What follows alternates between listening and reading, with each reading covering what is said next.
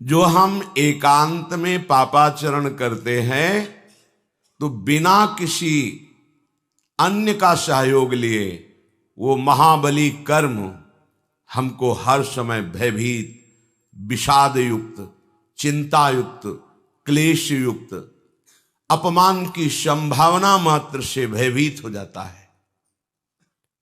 आगे जो महान भय, जन्म मरण, नरकादि यंत्रणा, विविध प्रकार की नीच योनियों में जाना, ये तो उसके विवेक में ही नहीं आ रहा है। वो वर्तमान के भय विषाद से जलता रहता है। इसलिए हमें अत्यंत आवश्यक है भगवत प्राप्ति। हमारा शरीर केवल कुछ समय के लिए दिया गया है। इस पर हमारा अधिकार केवल सत असत आचरण करने के लिए है। पूर्व पाप और पुण्य का फल भोगने के लिए और नवीन कर्म करने के लिए ये शरीर मिला हुआ है, कुछ समय के लिए। जितनी और योनियां हैं उनमें केवल वो अपने पाप और पुण्य का कर्म फल ही केवल भोग सकती है, चाहे देव योनि क्यों ना हो। वो नवीन कर्म नहीं कर सकते। इसलिए केवल मनुष्य शरीर को ये योग्यता दी गई है कि वो नवीन कर्म कर सकता है। प्रारब्ध के अनुसार जब हमारा पुण्य बल होता है तो अनुकूल परिस्थिति आती है, और जब पाप प्रबल होता है तो प्रतिकूल परिस्थिति आती है। इन दोनों परिस्थितियों को भजन करने वाला उपासक मुस्कुराते हुए पार कर जाता है। इसलिए पाप और पुण्य उसके परमार्थ में बाधा नहीं दे पाते। पर जो भगवद विमुख है, भगवद भजन नहीं करता है, वो इसी में रच पच कर नष्ट हो जाता है। अनुकूलता आई तो अहंकार बढ़ा, और अहंकार आया तो सारे दोष पुनः वैसे ही होने लगे जैसे पूर्व कर्मों में होते होते हमें अनंत जन्मों से भटकना पड़ा। वैसे फिर मनुष्य जन्म में वही कर्म होने लगते हैं जिससे हमारा भटकना बंद नहीं होता। अगर प्रतिकूल परिस्थिति आई तो ऐसी संकट, ऐसी विषाद भरी परिस्थिति कि उससे उबर ही नहीं पाता है। वो पूरा जीवन घुट घुट करके फिर वही जन्म मरण का चक्र। बहुत आवश्यक है हमें भजन करना, बहुत आवश्यक है हमें प्रभु से मिलना। अगर प्रभु नहीं मिले तो ये महान दुख हमें छोड़ेगा नहीं। ये बलवान कर्म के पंजे से निकल पाना बहुत कठिन है। कर्म का ऐसा पंजा है कि बड़े बड़ों को जलाता रहता है। ये ऊपर से मुंह चुपड़ी बात कह देना, मुस्कुरा देना अलग बात है। हृदय को ताप रहित करने के लिए केवल केवल भगवद आश्रय है। इसलिए बहुत आवश्यक है। हम जो भी करते हैं, हम जलना नहीं चाहते, हम अशांत नहीं होना चाहते, हम शांति चाहते हैं, शीतलता चाहते हैं, सुख चाहते हैं, प्रेम चाहते हैं, और ये जगत में है नहीं। इसलिए हमें प्रभु का आश्रय लेकर भजन करना अनिवार्य है। नहीं समझोगे भटकोगे, समझ जाओगे इसी जीवन में वो सुख प्राप्त करोगे जहां दुख का लेश भी नहीं है। और जो भगवद आश्रित है तो ये सारी माया उसके अनुकूल हो जाती है। माया और कोई नहीं, मां है, ये भगवती मां है। ये त्रिगुणात्मिका माया भगवती अम्बा ही है, दूसरा कोई नहीं है। जब हम इन पर गलत भाव कर लेते हैं, हम माया के भोक्ता बनते हैं, तब हमें दंड रूप से ये क्लेश, अशांति, विषाद, जन्म मृत्यु ये हमें प्राप्त होता है। और जब हम प्रभु की शरण में होकर प्रभु का भजन करते हैं तो अम्बा देखती है कि सही मार्ग से चल रहा है तो अनुकूलता प्रदान कर देती है, अर्थात जो बाधा पहुंचानी होती है उसे रोक देती है। काम, क्रोध, लोभ, मोह, मद, मत्सर सब इनकी ही शक्तियां हैं, ये सब शांत हो जाती हैं। सोचो, जिस हृदय में कोई कामना नहीं, जिस हृदय में कहीं किसी तरह का क्रोध नहीं, लोभ नहीं, मोह नहीं, मद नहीं, कैसा शीतल हृदय होगा वो। यही तो हम चाहते हैं, हमारा हृदय शांत रहे, प्रसन्न रहे। हमें कोई ऐसा प्यार करे जो अविनाशी हो, केवल हमारे लिए हमको प्यार करे, अपने स्वार्थ के लिए नहीं। जगत में कहीं भी कोई प्रेम करता है तो अपने स्वार्थ की पूर्ति के लिए आपके सामने प्रेम प्रदर्शन करता है। अगर स्वार्थ रहित कोई आपसे प्रेम कर सकता है तो वो केवल पूर्णानंद घन स्वरूप प्रभु ही कर सकते हैं, प्रियालाल ही कर सकते हैं। भ्रम में मत रहिए, समय नष्ट मत कीजिए। कोई आपको प्यार नहीं करता, अपनी अनुकूलता को प्यार करता है। आप मान लेते हैं कोई हमें प्यार करता है। अगर कोई प्यार करता है तो हेतु रहित जग जुग उपकारी, तुम तुम्हार सेवक असुरारी। प्रभु और प्रभु के समान भजन करके भगवत भाव को प्राप्त हुए प्रेमी महापुरुष, ये दो ही ऐसे हैं जो बिना स्वार्थ के प्रेम करते हैं। अन्यथा सबकी एक ही रीति है, वो किसी से भी प्रेम करता है तो स्वार्थ युक्त करता है। स्वार्थ लागी करत सब प्रीति, सुर नर मुनि सब ही की रीति। एक प्रभु और प्रभु के प्रेमी महाभागवत जन। इसीलिए हमें अप्रमाद में समय नष्ट नहीं करना। श्री भगवान कह रहे, जरा मरण मोक्षाय मामाश्रित्य यतन्ति ये, ते ब्रह्म तद्विदुः कृष्ण मध्यात्मं कर्म चाखिलम। वृद्धावस्था और मृत्यु से बहुत जल्दी मुक्ति पा लीजिए, भगवान आदेश कर रहे हैं। जो मनुष्य मुक्ति पाने का उपाय मेरा आश्रय लेकर प्रयत्न पूर्वक भजन करता रहता है, उसे संपूर्ण ब्रह्म का बोध हो जाता है, अध्यात्म को जान जाता है और संपूर्ण कर्म के रहस्य को जान जाता है। जो जरा मरण से मोक्ष पाना चाहता है, पहला उपाय है श्री भगवान की शरण। वो हम कैसे हो ये भी नहीं जानते, तो फिर भगवान कृपा करके अपने प्रेमी महाभागवतों का संग दे देते हैं। भगवत भक्तों की कृपा से भगवत शरणागति प्राप्त होती है। सीधे प्रभु की शरणागति प्राप्त होना बड़ा ही कठिन है। इसीलिए भगवान सदगुरुदेव रूप में बंदों गुरुपद कंज कृपा सिंधु नर रूप हरि, महामोहतम पुंज जासु बचन रवि कर निकर। पर ध्यान दीजिए, गुरुदेव का वर्ण किया जाता है संसार से मुक्त होने के लिए, और इस वर्ण का स्वरूप होता है मन से, वचन से, आचरण से। आज से हम आपके सदैव आज्ञानुसार बर्ताव करेंगे। तन वांग मनोभिर अमलई सोहम तवई वाश्रिता। मैं मन वचन कर्म से अन्य किसी कामना का आश्रय लेकर नहीं, केवल भगवत प्राप्ति के लिए हे स्वामिनी जू, हे सदगुरुदेव जू, आपकी शरण में सोहम तवई वाश्रिता।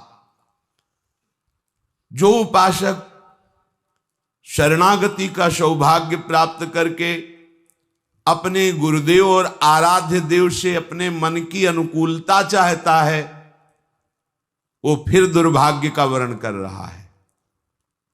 ध्यान देने का विषय है, हम अपने मन की अनुकूलता, शरीर की अनुकूलता, भोगों की अनुकूलता का त्याग करने के लिए शरणागत हुए हैं। वो हमें जो आदेश कर रहे हैं, उस आदेश में मूल में छुपा होता है राग त्याग। भले प्रगट में आपको राग दिखाई दे कि इनके आदेश में राग दिखाई दे रहा है, इनके आदेश में तो ऐसा लग रहा है विषय त्याग है ही नहीं, पर वो आदेश आपको जब अक्षरशः पालन करोगे तो अनुभव कराएगा कि आप विषय त्याग की कितनी ऊंचाई पर चढ़ गए हैं। इसलिए बिल्कुल बुद्धि नहीं लगानी, बुद्धि को उनकी आज्ञा में समर्पित कर देना है। कोई बड़ा भाग्यशाली उपासक होता है, जीवन अर्पित करके एक एक कदम उनकी आज्ञा के अनुसार चलता है। अब जोई कहें करें हम सोई, बस ये जीवन बना लेना चाहिए। अगर ये जीवन बन गया तो जरा मरण मोक्षाय के लिए आपको अन्य कोई साधन नहीं करना पड़ेगा। अब आपको कोई चिंता नहीं होगी। जैसे चतुर केवट की नाव में कोई बैठ जाए तो निश्चिंत होकर नदी पार हो जाता है, उसको चिंता नहीं रहती। ऐसे चतुर खेवैया सदगुरुदेव की आज्ञा रूपी नौका पर जो उपासक बैठ गया, सुखपूर्वक भव समुद्र से तर जाता है। उसे पता ही नहीं चलता हम कितना भव समुद्र से बाहर हो चुके हैं। और जो तैर करके जाना चाहता है तो अथाह और अगाध है, बड़ा मुश्किल है। कोई बिरला तैर करके जाना, कोई बिरला। उस बिरले में भगवान या भगवान ही कृपा करके ऐसा बल दे जो निर्विघ्न पंथ निर्वाही सो कैवल्य परम पद लहाई। और वो कैवल्य परम पद जो भगवद आश्रित गुरुदेव की आज्ञा पर चलते हैं, उनको ऐसा सुख प्राप्त होता है, दीयमानम न गृहणंती, वो देने पर भी उसे स्वीकार नहीं करते। नहीं चाहिए परम पद, बस आपके निरंतर संग में आपकी मुख माधुरी का पान करते हुए, लीला गुण का गायन दर्शन करते हुए सदैव हम आपके श्री चरणों की दास्ता में रहे। मुझे और कुछ नहीं चाहिए। दीयमानम न गृहणंती बिना मत सेवनम जनाहा। हम शरणागत के भाव को समझें। यदि अपना अस्तित्व हम बनाए रखे तो शरणागत हमने किसको किया? तन हमारी अनुकूल वृत्ति के अनुसार, मन हमारी अनुकूल वृत्ति के अनुसार, वचन हमारे जैसे मन में आया वैसे बोले, और हम अपना अस्तित्व स्त्री पुरुष शरीर आदि को लेके। तो शरणागत आपने किसको किया? एक नाटक ही तो किया, आप शरणागत तो हुए नहीं। शरणागत तो तनु वांग मनोभिर अमलई सोहम तवई वास्यता। तनु ये बिक गया, आप जैसा गुरुदेव आदेश करेंगे। मन, अब तुमको ऐ मन गुरुदेव की आज्ञा के अनुसार संकल्प करना होगा। स्वेच्छाचारी मन, अब तेरा स्वतंत्रता का खेल खत्म हो गया। अब तो तुझे गुरु की आज्ञा में परतंत्र होना पड़ेगा। जिसका मन गुरुदेव की आज्ञा में परतंत्र होता है, माया उसे कभी परास्त नहीं कर सकती। जिसका मन स्वच्छंदता पूर्वक विचरण करता है, वो माया में प्रकृति में ही होता है। वचन पातिव्रत धर्म की तरह रसना कटो जो अन रटो। सोहम प्रियाजू के चरणारविंद में अर्पित। अब क्या जरा और मरण का कोई भय रह जाएगा? नहीं। शरणागति मात्र से भगवान कह रहे हैं वो संपूर्ण ब्रह्म को जान जाएगा, अध्यात्म को जान जाएगा, कर्म के रहस्य को जान जाएगा। क्योंकि इसके जनाने वाले स्वयं जगत गुरु प्रभु हैं, जिनका आश्रय लिया गया है, हम जिनकी शरण में हुए। बस शरणागति के भाव को समझना है। शरणागत तो शास्त्रों हो रहे हैं, पर शरणागत की रहनी और आचरण कोई बिरला ही कर पा रहा है। अपने अहम के द्वारा प्रेरित मन के अनुसार चलना ये शरणागत का लक्षण नहीं है। आराध्य देव गुरुदेव की आज्ञा के अनुसार मन को चलाना, शरीर की संपूर्ण चेष्टाएं उनके अनुकूल करना। श्री कृष्ण अनुकूलेन प्रतिकूलस्य वर्जनम। उनके प्रतिकूल स्वप्न में भी ना मन में, ना तन में, ना वचन में कोई चेष्टा निहाल हो गए। पर ऐसा शरणागत कोई बिरला ही होता है। इसलिए कोई एक पाव भगत जिम मोरी, कोई बिरला मेरी भक्ति को प्राप्त होता है। कोई बिरला ऐसा है जो मोक्ष पद को प्राप्त होता है। क्योंकि ये एक शरणागति का सांसारिक संबंध जैसा व्यवहार करते हैं। सब वस्तु हमारी, सब चेष्टाएं हमारी, हमारे मन के अनुकूल, बस तो हम माना शरणागत। नहीं, तुम्हारा अस्तित्व ही नहीं है। जिसने अपने आपे को मिटा दिया है वही शरणागत है। यंत्रवत जीवन जिसका चलने लगा वो भगवत स्वरूप हो जाता है। बाद में खुद अनुभव होता है कि प्रभु कृपा करके हमारे हृदय में आकर विराजमान हो गए और वो सारी चेष्टाएं करा रहे हैं। जो गुरुजन महापुरुष हैं उनकी आज्ञा पर विचार करने का अवसर नहीं होता। अब विचार करेंगे, आपने कहा है, देखेंगे कैसा होगा, ये सांसारिक वार्ता में हो सकता है, लेकिन गुरुदेव की आज्ञा पर उनके द्वारा जो आदेश दिया गया है उसमें बिल्कुल विचार की गुंजाइश नहीं होती। जैसा आदेश हुआ वैसा ही हम अपने जीवन में, क्योंकि हमारा जीवन गुरुदेव का जीवन है। सच्चा शिष्य वही है जो गुरुमय हो जाए। सच्चा शरणागत प्रभु का वही है जो भगवनमय हो जाए, तन्मया। ये अनुभव होने लगे कि ये शरीर गुरुदेव का, ये मन गुरुदेव का, इसकी चेष्टाएं गुरुदेव की, और मैं स्वयं गुरु स्वरूप। ये हुआ शिष्य का स्वरूप। शिष्य की पवित्र शिष्यता गुरु की महामहिमा में ऐसे लीन हुई कि शिष्य शिष्य नहीं रह गया, वो गुरु स्वरूप हो गया। जानत तुम्हें तुम्हें हो जाए, तन मन वचन सब गुरुदेव स्वरूप हो गए। अब हो गई पूर्णता। जरा मरण मोक्षाय स्थिति अपने आप हो गई, क्योंकि इसी का तो भय था, और जिसका भय था वो समर्पित हो गया, और ऐसी जगह समर्पित हुआ कि जिसका था, जिसका है, जिसका रहेगा, उसी का हो गया। मेरा माना हुआ भ्रम नष्ट हो गया। समझिए, मेरा माना हुआ भ्रम नष्ट हो गया। ये भ्रम नष्ट हो जाना ही विशुद्ध ज्ञान है। जा सुकृपा सब भ्रम मिट जाई। भ्रम बना रहता है। क्यों? शरणागति कच्ची है। हम कहलाते शरणागत हैं, पर किसको शरण किया आप खुद प्रश्न करके देख लो अपने में। तन का वर्ताव स्वसुख वांछा से आप कर रहे हैं, मन का वर्ताव आप कर रहे हैं, वचन आपके हैं, आपका अस्तित्व शरीर में है, तो आपने शरणागत किसको किया?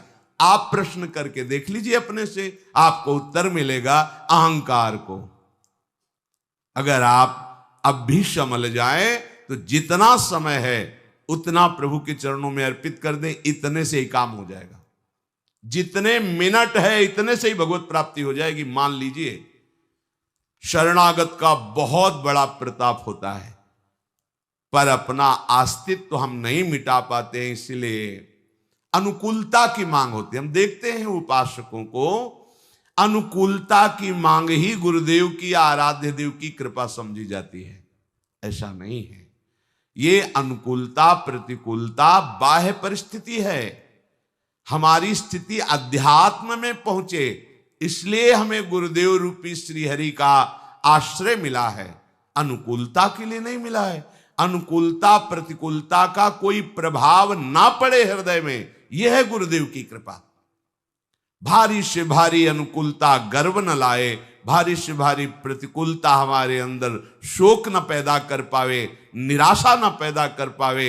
ये गुरुदेव की कृपा है, ये आराध्य देव की कृपा है। श्री भगवान कह रहे हैं, मेरे आश्रित होकर, यदि भगवद आश्रय हमारा दृढ़ हो जाए तो सारी चिंता खत्म हो जाएगी।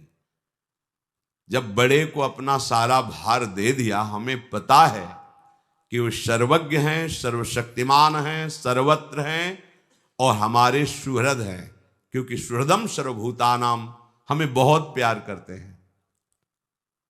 फिर हमें क्या चिंता, फिर क्या शोक? प्रभु कह रहे, जो मेरे आश्रित होता है वो अध्यात्म को जान जाता है। अध्यात्म हमारा स्वरूप है, जो जीव का स्वरूप है उसे अध्यात्म कहते हैं। एक शरीर को छोड़कर दूसरे शरीर को प्राप्त करने में जो हेतु है वो मूढ़ता है, अज्ञान है। ये अज्ञान जब तक निवृत्त नहीं होगा तब तक एक शरीर से दूसरे शरीरों में ये आवागमन बना रहता है। जिसको भगवद आश्रय से ज्ञान चक्षु प्राप्त हो गए हैं उसे विवेक कहते हैं, विशुद्ध विवेक। एक सेकंड में बड़ी से बड़ी समस्याओं को काट करके एकदम निहाल खड़ा है। यह केवल ज्ञान से ही हो सकता है, किसी के सहयोग से नहीं, अन्य किसी सामर्थ्य से नहीं। श्री भगवान ने एकादश स्कंद में उद्धव जी से कहा, हे उद्धव, तुम अध्यात्म मार्ग में चलने वाले उपासक हो, तुम्हें कोई गर्दन पकड़ करके पीट दे, ऊपर थूक दे, मूत दे, गाली दे, बांध दे, तो भी तुम अपने अध्यात्म से, आत्म विचार से अपने आप को बचा लेना, किसी बाहरी सहयोग से नहीं, किसी व्यक्ति के, किसी बल के प्रयोग से नहीं, आत्म विचार से। यही आत्म विचार ज्ञान चक्षु है। जब ज्ञान चक्षु का प्रादुर्भाव हो जाता है तो ये जान जाता है कि ये जन्म मरण का हेतु केवल इच्छा और द्वेष ही है। इच्छा द्वेष समुत्थेन द्वंद्व सम्मोहेन भारत सर्वभूतानि, जितने चराचर जीव हैं इनके जन्म मरण का हेतु इच्छा है मूल। उसकी पूर्ति ना होने पर, बाधा पड़ने पर द्वेष हो जाता है, क्रोध हो जाता है। इन्हीं द्वंद्वों से मोहित हुआ ये चराचर जगत जन्म मरण को प्राप्त होता है। ज्ञान चक्षु उपासक ये देख लेता है, इसलिए वो इच्छा रहित हो जाता है। जीव का क्या स्वरूप है, उसकी गति या दुर्गति क्यों होती है, भगवान उसे समझा देते। भगवान कह रहे जो मेरे आश्रित होता है वो अध्यात्म को जान जाता है। ये अध्यात्म को जानना है, अपने स्वरूप का परिचय हो जाना। आज तक हमारी दुर्गति क्यों होती रही, हमारी सदगति अब क्यों होगी, इसके रहस्य को वो जान जाता है। जब उपासक भगवद आश्रय लेता है तो वो अपने स्वरूप की तरफ चलता है। जब जगत का आश्रय लेता है तो वो देह और भोगों की तरफ चलता है। आप पहचानिए कि आप जगत आश्रित हैं या भगवद आश्रित हैं। जब जगत का आश्रय होता है तो देह पुष्टता, देह प्रियता, देह के आराम सुख भोग की लालसा और भोगों का चिंतन, यह है संसार का आश्रय। भगवद आश्रय एकमात्र प्रभु की प्राप्ति की लालसा, अपने स्वरूप की तरफ गमन, अध्यात्म नित्या। नहीं, ये शरीर मेरा स्वरूप नहीं है, ये कुछ समय के लिए मिला हुआ है, इससे केवल हमें भगवत प्राप्ति करनी है। हमें भोग भोग करके समय बर्बाद नहीं करना, मलिनता और हृदय में नहीं बैठालनी, हमें शास्त्र विरुद्ध आचरण नहीं करना। ये भगवद आश्रय से स्वयं जागृत होता है। संसार के शरीर के आश्रय से जैसे पापाचरण ना चाहने पर भी जबरदस्ती होते हैं, ऐसे ही भगवद आश्रित होने पर ना चाहने पर भी जबरदस्ती उससे सत्क्रियाएं होने लगती हैं। जैसे बलात् उससे कोई भागवतिक कार्य करा रहा हो, वो देखता है कि मेरे द्वारा बिल्कुल क्रियाएं नहीं हो रही, ये प्रभु करा रहे सत्क्रिया। जैसे कोई कहता है कि भगवान ही सब कुछ कराने वाले हैं, तो हमारे से जो कुछ हो रहा है भगवान करा रहे हैं, पापाचरण आदि जो भी। फिर समझ लीजिए, जगत के आश्रय से शरीर राग पुष्ट होता है। शरीर का आश्रय, जगत का आश्रय ही भोगों में रत करके अधर्म कराता है, भगवद आश्रय नहीं। भगवद आश्रित के हृदय में प्रबल वेग होता है भजन का, भगवत प्राप्ति का, अध्यात्म का, अर्थात स्वरूप में स्थित होने का। वहां कहीं पापाचार अधर्म की कोई गुंजाइश ही नहीं है, क्योंकि अहंकार वृत्ति से ही ये सारे खेल होते हैं जगत के। और ये आश्रित है, अहंकार ही तो सोहम तो वही आश्रिता। अब इससे कैसे पापाचरण हो सकता है? जो कुछ भी होगा अब महामंगल होगा। ये हृदय में बात बैठालनी चाहिए। जब भगवद आश्रित होता है उपासक, ध्यान दीजिए, तो उसका समस्त शरीर संबंधियों से संबंध विच्छेद हो जाता है अंदर से, चाहे वो गृहस्थ हो चाहे विरक्त हो। देख लेना, जब हृदय से भगवद आश्रय ले लिया तो इसका प्रभाव होता है, सुत बनिता आदि जान स्वार्थ रत ना करू नेह सभी से। वाणी से नहीं बोलेगा, गृहस्थी में है वैसा नहीं बोलेगा, व्यवहार वैसे ही करता नजर आएगा जैसे आसक्त पुरुष करता है, पर उसका आसक्ति कहीं नहीं होगी, राग कहीं नहीं होगा, क्योंकि वो भगवद आश्रित है। भगवत प्रसन्नता के लिए उसके हृदय में बात बैठ गई है, नाथ सकल संपदा तुम्हारी, मैं सेवक समेत सुत नारी। और जो विरक्त है कदापि कहीं किसी भी संबंध को स्वीकार नहीं करता। भगवद आश्रित तो नाते नेह राम के मनियत, सुहृद सुसेव्य जहां लो। अगर अब पार्थिव संबंधों का महत्व रहा तो आपने अभी भगवद आश्रय नहीं लिया है। तात मात सुत दार देह में मति अरुझय मति मंदा, हित किशोर को होय चकोर तू लख वृंदावन चंदा। ये भगवद आश्रित का लक्ष्य होता है। रसिक मंडली में या तन को नीके ढंग लगाओ, दंपति यश गाओ हर्षाओ, हितसो रीज रिझाओ। ये उसकी वृत्ति होती है। किसी भी संबंध से उसका कोई भी राग नहीं रहता। चलो हमारा राग नष्ट नहीं हुआ, पर हम नाटक करते हैं इस बात का, क्योंकि विरक्त मार्ग में हमारा कोई नहीं, अंदर से प्रियता है, पर बाहर से हम त्याग करते तो अंदर की प्रियता प्रभु का आश्रय हटा देगा। जो जगत के संबंधों में प्रियता है, स्नेह है, इसको निवृत्ति मार्ग पर उपासक को प्रगट में भी और अंतर में भी दोनों से हटा देना चाहिए। प्रवृत्ति मार्ग में जो गृहस्थ में है, बाहर से व्यवहार ज्यों का त्यों करते रहना चाहिए, अंदर से भगवत भाव में रहना चाहिए। सब प्रभु का है, प्रभु के लिए है। अब कोई पधारे तो भी कोई उसको शोक नहीं, जन्मे तो कोई उसको हर्ष नहीं। श्रीवास जी के आंगन में महाप्रभु चैतन्य देव अपने परिकर के साथ कीर्तन कर रहे हैं। कुछ दिन से उनका पुत्र बीमार था, एक ही पुत्र था, पधार गया। दासी ने कान में आके कहा श्रीवास से कि वो पुत्र पधार गया। उनका दोबारा यहां आवाज नहीं, महाप्रभु जानने न पावे। कीर्तन में कोई विक्षेप नहीं होना चाहिए, और बजा बजा के करताल हरि बोल जोर जोर से कीर्तन, जैसे कोई बहुत बड़ी संपत्ति मिल गई हो, ऐसे नाचने लगे। और महाप्रभु का कीर्तन रुक गया। महाप्रभु ने कहा क्या बात, हमारा भाव शुष्क हो रहा है, कोई शोक हो गया क्या? श्रीवास ये सुन ही नहीं रहे, कीर्तन में मगन है। किसी ने कहा श्रीवास जी का पुत्र पधार गया। श्रीवास जी की तरफ देखा, आनंद मगन होकर भगवान नाम कीर्तन में श्रीवास जी से रोककर कहा आपका पुत्र पधार गया, और आपने हमसे भी नहीं कहा और कीर्तन भी नहीं रोका। तो उनका प्रभु एक कहने की बात है, आपकी वस्तु है, आप यहां रखें या बुला ले अपनी नित्य सेवा में, मेरा क्या अधिकार? देखिए मेरा और प्रभु रही शोक की बात, तो जिनका नाम अंतिम समय स्मरण में आ जाए तो जीव परम गति को प्राप्त होता है। वो साक्षात हमारे आंगन में खेल रहे हैं, नृत्य कर रहे हैं, और महामहिम भगवान नाम गूंज रहा है। अब उस जीव के कल्याण में कोई, तो ये तो महा उत्सव है, ये शोक करने का विषय थोड़ी। महाप्रभु चैतन्य देव ने हृदय से लगा लिया और कहा श्रीवास आज तुमने खरीद लिया श्री कृष्ण को, आज तुमने श्री कृष्ण को खरीद लिया। ये बात समझनी।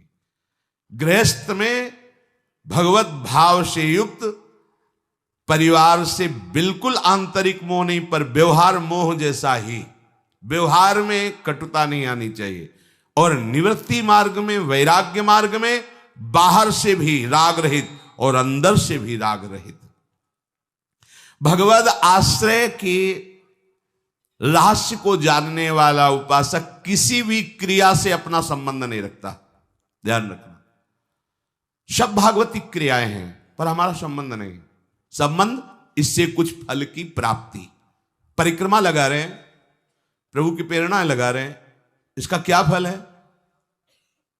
हमें कुछ नहीं चाहिए इसका फल, क्योंकि हम कर नहीं रहे, प्रभु लगवा रहे हैं। ये आप कीर्तन करें, इसका क्या फल है? कीर्तन। सेवा करें, इसका क्या फल? सेवा। नहीं, कुछ तो नहीं, कुछ नहीं। हमारा जीवन भजन में हो रहा, कीर्तन में हो रहा, परिक्रमा लगा रहे हैं, धाम वास कर रहे हैं, इसका फल क्या है? यही महामहिम श्री धाम का वास मिला, महामहिम नाम हमारी जिह्वा पे चल रहा है, महामहिम धाम की प्रदक्षिणा या जो भी सेवा बन, उन क्रियाओं से हमें मतलब नहीं। मेरे प्रभु कृपा करके मुझे अपने समीप रखे और जैसी चेष्टा करा रहे, उसका कोई फल की आकांक्षा नहीं होती। श्री हरिवंश नाम नित कहो, नाम प्रभाव नाम फल लो, क्या नाम हमारी गति सदा।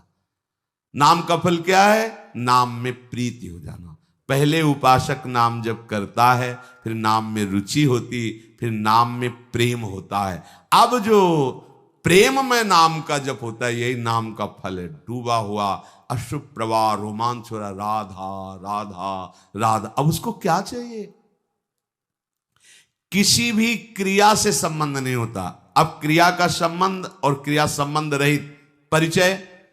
आप परिक्रमा लगा रहे हैं, आधी परिक्रमा हो गई, आपको आदेश हुआ, आप तुरंत आ जाइए, आपकी ये सेवा है। एक बार भी मन में नहीं होना चाहिए कि परिक्रमा पूरी नहीं हुई, एक बार भी मन में नहीं आना जी। क्यों? बिका हुआ हमारा जीवन है, हमें ना परिक्रमा से मतलब है, ना हमें किसी अनुष्ठान से मतलब है, हमें आदेश से मतलब है। या कोई घटना घटी आपकी परिक्रमा नहीं, आपको दुख नहीं होना चाहिए। प्रभु की जैसी इच्छा, जोई जोई प्यारो करे, सोई मोहि भावे, मोहि भावे। ये भगवद आश्रित का स्वरूप है, ये भगवत समर्पित का स्वरूप है।